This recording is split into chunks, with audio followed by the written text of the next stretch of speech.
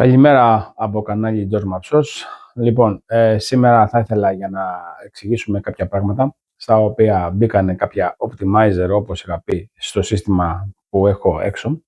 Λοιπόν, καταρχήν τα optimizer δουλεύουν πάρα πολύ καλά, έχουν πάρα πολλές καλές αποκρίσεις κανονικά με τη σκίαση που γινόταν στα δύο πάνελ, συγκρατούν την παραγωγή των υπόλοιπων 5 ή 4 ανάλογα.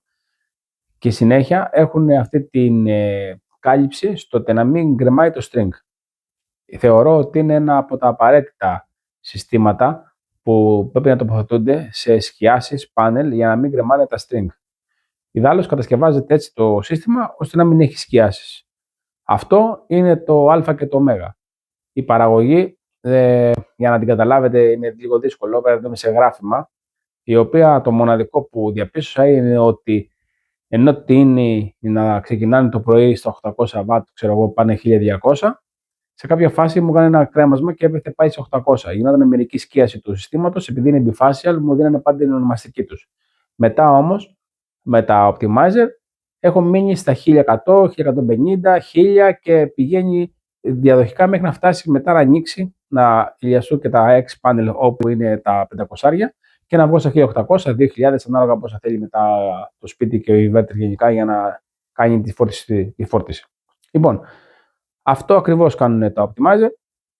Τώρα θα βάλω ίσως να βάλω και ένα γράφημα για να το δείτε. Βέβαια, επειδή άλλαξε ο καιρός και ήρθε και μπαίνει και Μάρτιο σε λίγες μέρες, έχει αλλάξει πάρα πολύ η θέση του ηλίου και οι σκιάσεις που είχα διαπιστώσει από το τέλος του χρόνου μέχρι τώρα έχουν αλλάξει, έχουν φύγει. Δηλαδή δεν έχω σκίαση των 30 cm, περίπου 40 πάνω στο πάνελ, τώρα έχω περίπου μια παλάμη.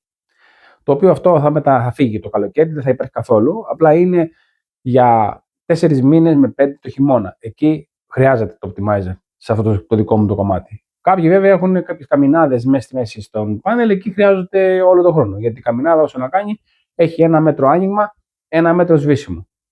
Δυστυχώς. Λοιπόν, αυτά.